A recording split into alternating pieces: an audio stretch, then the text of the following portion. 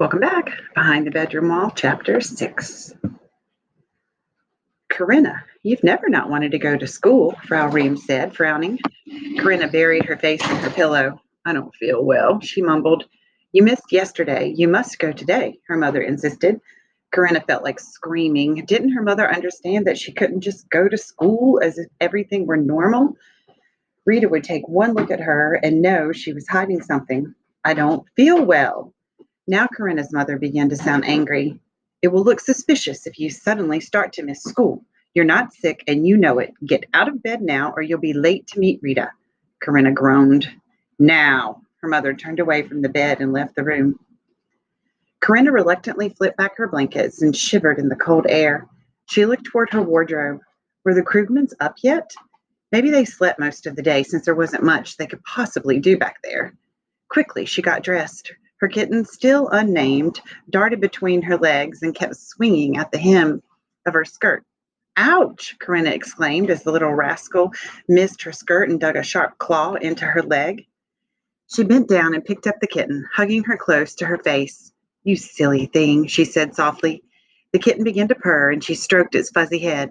I'll play with you after school, she promised as she deposited her new pet on her bed and gathered her school books. Downstairs, she finished a hurried breakfast and then went to say goodbye to her mother, who stood by the stove cooking. Corinna didn't look in the pots. She knew the food was for the Jews upstairs. Didn't they do anything but eat, she wondered, annoyed to find her mother working so hard for the enemy. It was a miracle she hadn't noticed all the extra cooking her mother had been doing lately, she thought. Frau Ream hugged her daughter. Have a good day at school, Corinna. Corinna hugged her mother back. I love you, Mother. And she thought, but you're a traitor to the fatherland. I have to turn you in. Abruptly, she pulled out of her mother's arms. I'm late, she said and left the house. Rita was waiting impatiently at the corner. Are you feeling better? She asked. Corinna nodded. She didn't dare say anything for fear that the whole horrible story would spill out. Good, said Rita. Now we'd better hurry so we won't be late. Eva went on ahead. The two girls walked quickly down the sidewalk.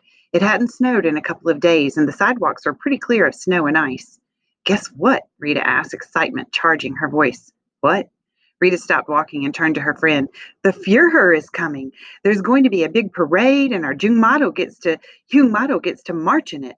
Excitement fluttered through Corinna's stomach. Here? She exclaimed. To our city? How wonderful! Rita nodded, a big smile spreading across her face. In 3 weeks. We're going to make a special banner, and Fraulein Schonwald is going to write a new song for the occasion.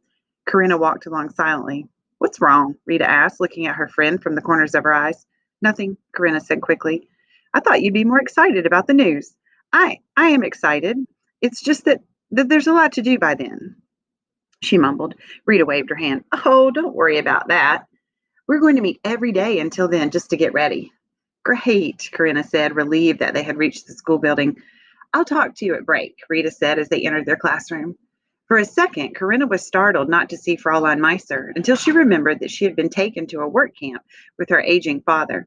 Corinna shook her head. She couldn't understand how her teacher could have done something like that.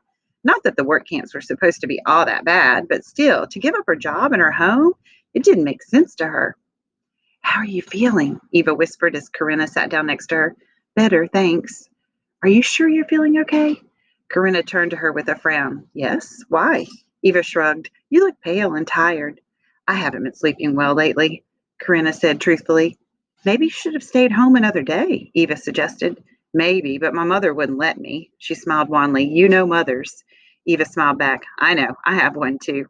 Not like mine, thought Corinna. Mine is a traitor. She turned her attention back to the lesson, but she found it hard to concentrate. She couldn't help wondering what the Krugmans were doing. Finally, school was over. She met Rita and Eva in the usual spot to the right of the large front doors of the school building. Okay, let's go, Rita said cheerfully. You'll eat dinner at my house and then we'll go to the meeting. I'm not going, Corinna said. Both Rita and Eva stared at her with surprise. What do you mean you're not going? Rita demanded. Corinna lifted a hand to her head. I still don't feel very well. It kind of came back during school. What is it? Rita asked. A cold? A headache? What? A little of both, Corinna said evasively. I haven't been sleeping well lately. Is it the mice? Rita asked. No. Corinna said a bit too forcefully. She'd forgotten that she told her friends about the noises, but why wouldn't she have? Friends shared everything from gossip about her cute neighbor, Alfred Bissell, to rustling mouse noises in the walls. My father put out a trap to kill them. I haven't heard anything since. Eva made a face. I wouldn't want mice in my walls. It was nothing, Corinna said hastily. They're gone now. That's good, Eva said. I'd hate to have something behind my bedroom wall making scary noises, especially little mice with their beady pink eyes and those awful rat tails. Rita nodded in agreement. Corinna groaned inwardly. If only they knew the truth, she thought. Perhaps they'd think Jews were preferable to mice. After all, Jews didn't have beady pink eyes, and they had dark, suspicious eyes. Rita nudged her. Corinna, are you falling asleep on your feet? Corinna nodded. I am really tired. I guess I should go home now. She was eager to get away from her friends' prying eyes and questions. Tomorrow you can tell me about the plans for the parade. Waving, she turned away and started home alone. 10 minutes later, she turned up the narrow path to her small red brick house with the green painted door and shutters. It was a pretty house, she decided, with window boxes full of flowers in the summer and icicles hanging from the roof in the winter. Entering the house, she called to her mother, who answered from the front room. Corinna was glad her mother didn't spend all her time with the Jews. She It was bad enough she cooked and cared for them. Corinna's mother looked up. She held a dress in one hand and a needle and thread in the other. How was school? Corinna sat down beside her mother. Long, she said with a sigh. She fingered the familiar material her mother was working on. What are you doing? Her mother held up the dress. Do you recognize it? Corinna nodded. It was one of her dresses that she had long since grown out of. Why did you keep that? I kept most of your dresses to pass on to my grandchildren. Corinna laughed. I don't think you have to mend one of my old dresses just yet. Her mother's face suddenly turned serious. This one isn't for my future granddaughter. This one is for Rachel. Rachel? The Jew? Rachel, the little girl upstairs who only has one dress to her name, her mother corrected. But that's my dress. It doesn't fit you anymore, but it's mine. Then take it. Frau Rehm threw down the dress and stalked out of the room. Corinna picked up the dress and held it against herself. Looking down, she had trouble remembering where she'd gotten it. Then she remembered. Frau Rosen had made it for her 5th birthday. Frau Rosen, whom she had called Auntie long ago, had disappeared. She remembered the day not too long ago that she had walked past the Rosen home and seen the front door wide open. That's when she had known they were gone. But where, she didn't know. Of course, that was long after she had stopped talking to Frau Rosen anyway. She put down the dress and went upstairs. She could hear her mother banging pots and dishes in the kitchen. In her room, Corinna put her book bag on the floor and called, Here, kitty, kitty. There was no answering meow. Here, kitty, kitty, she called again. Again, there was no reply. Or was there? Standing perfectly still, she thought she could hear a faint answering meow. It came from behind her shrink. Instantly, blind fury flooded her body. The Jews had her kitten. She yanked the wardrobe away from the wall, surprised at how easily and quietly it moved now that she knew what she was doing. Rachel stared up at her from the hole in the wall, cuddling a little bundle of black and white fur. Corinna reached down and snatched her kitten from the little girl's thin arms. Rachel cried out. 2 red scratches welled with blood where the kitten's claws had scraped on the child's forearms. She's mine, Corinna said coldly. Rachel looked up at her with wide eyes, tears streaming down her pale cheeks. Come, Sophie said, pulling her daughter into her arms. The woman glared furiously up at Corinna. You have what's yours. Now leave us alone, she commanded. Corinna scowled at her. What right did this Jewess have bossing her around? It was her room and her wall and her kitten.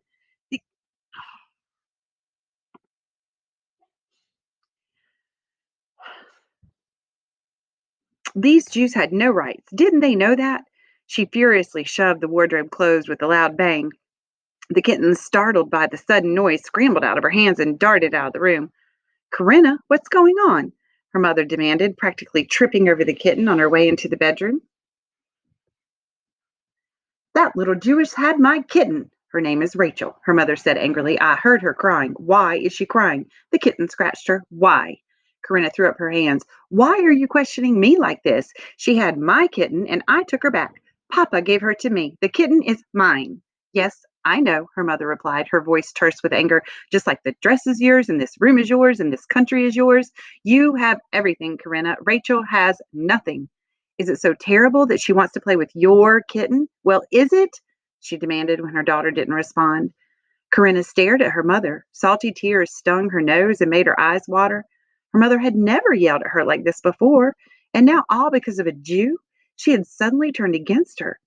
After a tense moment of silence, the anger seemed to flow out of Corinna's mother, and slowly she deflated. Her shoulders sagged as if her spine had lost its strength, and even her face seemed to droop.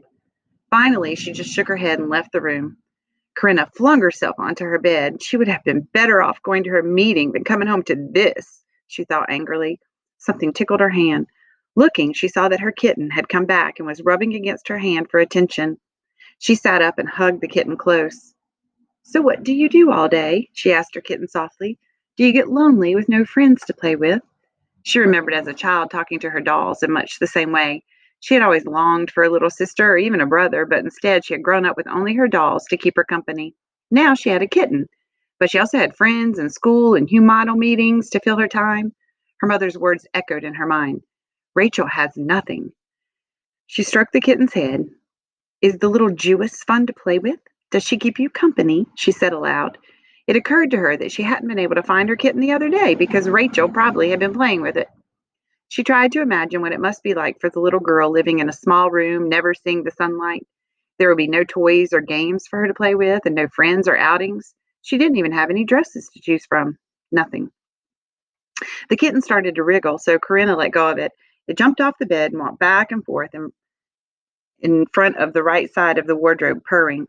Not giving herself a chance to think, Corinna got off the bed. She pulled open the right side of the shrank just a few centimeters. With her foot, she tapped the kitten in the right direction.